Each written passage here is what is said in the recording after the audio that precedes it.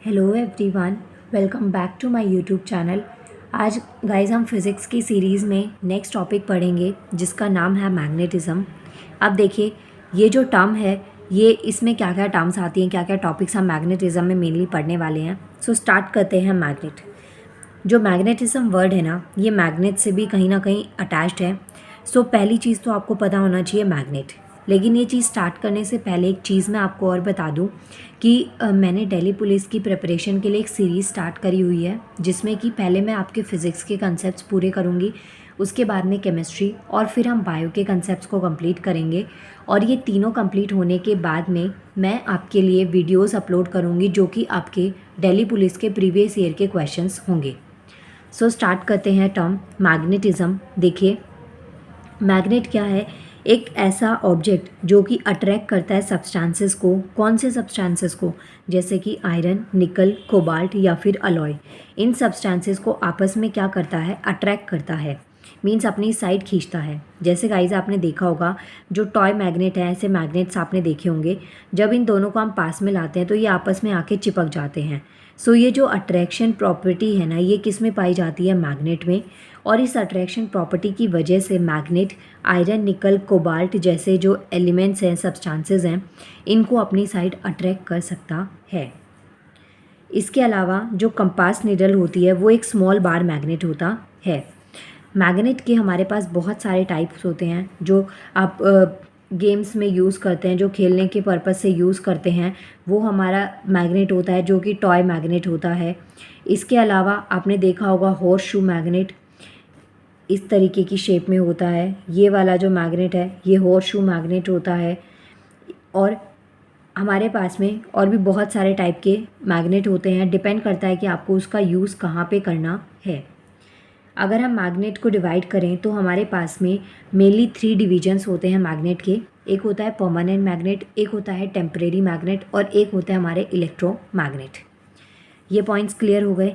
इसके बाद में एक रीजन जिसके surrounding a magnet in which it's effects can be experienced. जैसे कि मैंने आपको क्या कहा, मानिए ये एक मैग्नेट है और ये इतने डिस्टेंस तक जितने भी आयरन सब्सटेंसेस हैं उनको अपनी साइड क्या कर रहा है? अट्रैक्ट कर रहा है।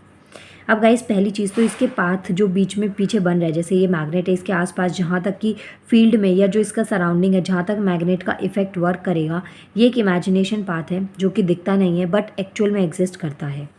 तो जो रीजन है ये मैग्नेट के आसपास में जहाँ पे इसके इफ़ेक्ट को एक्सपीरियंस किया जाता है, उसे एक फोर्स से हम डिटेक्ट करते हैं और उस फोर्स को हम मैग्नेटिक फील्ड कहते हैं।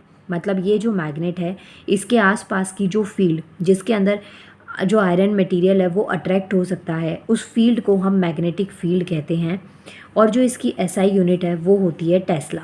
ये आपको याद रखना है। पहली चीज़ तो आपसे मैग्नेटिक फील्ड क्या होती है ये क्वेश्चन पूछा जा सकता है। डेफिनेशन दी होगी, आपको आइडेंटिफाई करना होगा कि जो फील्ड है ये कौन सी फील्ड है। इसके अलावा आपसे एसआई यूनिट भी इसकी पूछी जा सकती है कि एसआई यूनिट क्या होती है, तो आंसर होगा आपका टेस्ला। इसके बाद में नेक्स्ट पॉइंट आता है हमारे पास में मैग्नेटिक फ्लक्स। मैग्नेटिक फ्लक्स की जो एसआई यूनिट है वो होती है वेबर। ये पॉइंट्स आपको ध्यान रखने हैं। अब यहाँ पे देखिए, जो मैग्नेटिक इंटेंसिटी है H, वो एक वेक्टर क्वांटिटी है और इसकी एसआई यूनिट भी आपको यहाँ पे दे रखी है। पहली चीज़ तो यहाँ पे हमारे पास 2 क्वांटिटीज़ होती हैं, एक होती है स्केलर और एक होती है वेक्टर। स्केलर क्वांटिटी और वेक्टर क्वांटिटी, जिसे कि हम सदिश और अदिश राशि कहते हैं, मीन्स एक ऐसी क्वांटिटी जिसमें मैग्नीट्यूड के साथ साथ डायरेक्शन की भी ज़रूरत होती है, उसे गाइस हम सदिश राशि कहते हैं। और एक ऐसी क्वांटिटी जिसमें सिर्फ़ और सिर्फ आपके डायरेक्शन की ज़रूरत नहीं होती है, मैग्नीट्यूड होता है लेकिन डायरेक्शन कंपलसरी नहीं होता, उसे हम अदिश राशि कहते हैं। ये पॉइंट्स आपके आई होप आपको समझ में आए होंगे। इसके बाद में नेक्स्ट हमारा टॉपिक आता है electromagnetic induction. Whenever the magnetic flux linked with the electric circuit changes an EMF, EMF का मतलब होता है इलेक्ट्रोमोटिव फोर्स। आपको कई बार ना EMF की फुल फॉर्म भी पूछी जाती है कि EMF की फुल फॉर्म क्या होती है, तो उसकी फुल फॉर्म आपको पता होनी चाहिए। अब ऐसे में सर्किट में करंट इंड्यूस हुआ और इस फिनोमिना को हम इलेक्ट्रोमैग्नेटिक इंडक्शन कहते हैं। इसके अलावा गाइस जो इलेक्ट्रिक मोटर है, जो कि बिजली से चलने वाली मोटर होती है, आप पानी भरने के लिए वाटर टैंक में इसका यूज़ करते होंगे और भी बहुत जगह हम इलेक्ट्रिक मोटर का यूज़ करते हैं। सो ये जिस प्रिंसिपल पे बेस्ड होती है वो होता है हमारा इलेक्ट्रोमैग्नेटिक इंडक्शन। ये पॉइंट्स आपको याद रखने हैं। जैसे कई बार क्या होता है कि आपको ना ऐसे क्वेश्चन में एग्जाम्पल दे दिए जाते हैं और फिर पूछा जाता है कि ये जो पर्टिकुलर डिवाइस है ये आपका किस एप्लीकेशन पे बेस्ड है या किससे इसको यूज़ किया जाता है, ये किस एप्लीकेशन इसकी किसकी एप्लीकेशन है, ऐसे पूछा जाता है।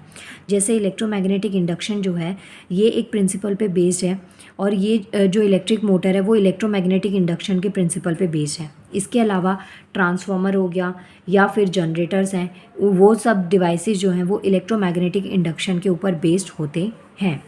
आई होप आपको यहाँ तक समझ में आया होगा। इसके बाद में गाइस नेक्स्ट टॉपिक आता है हमारा, यहाँ पे आप देख सकते हैं ये हो गया। अब पहला एक पॉइंट मैंने जैसे आपको बताया कि जो ट्रांसफार्मर है वो भी इलेक्ट्रोमैग्नेटिक इंडक्शन के ऊपर वर्क करता है। सो क्वेश्चन आ जाए ट्रांसफार्मर क्या है? एक ऐसा डिवाइस जो कि लो वोल्टेज को हाई करंट में या हाई वोल्टेज में चेंज करता है। ट्रांसफार्मर का मतलब होता है ट्रांसफ़र करना। तो यहाँ पे लो वोल्टेज से हाई वोल्टेज में चेंज करने के लिए जिस डिवाइस की हमें ज़रूरत होती है उस डिवाइस को हम ट्रांसफार्मर कहते हैं। और जो इसकी वर्किंग होती है वो बेस्ड होती है मैग्नेटिक इंडक्शन के ऊपर। ये चीज़ मैं आपको पीछे बता चुकी हूँ, बट यहाँ एक स्टेटमेंट लिखी थी तो आई थॉट कि मैं आपको वो दिखा दूँ। सो गाइस इसके बाद में नेक्स्ट टॉपिक हम पढ़ेंगे जो है लाइट, और ये हमारा इसका लास्ट टॉपिक है। इसके बाद में इस टॉपिक के ख़त्म होते ही मैं आपको कुछ साइंटिफिक इंस्ट्रूमेंट्स जो बहुत बार एग्ज़ाम में रिपीट हुए हैं और इसके अलावा कुछ जो साइंटिस्ट हैं जिनका ग्रेट कंट्रीब्यूशन रहा है उनकी कुछ डिस्कवरीज़, कुछ इन्वेंशंस और उनके मेजर कंट्रीब्यूशंस मैं आपको पढ़ाऊँगी। नाउ मिलते हैं नेक्स्ट वीडियो में। Thank you so much.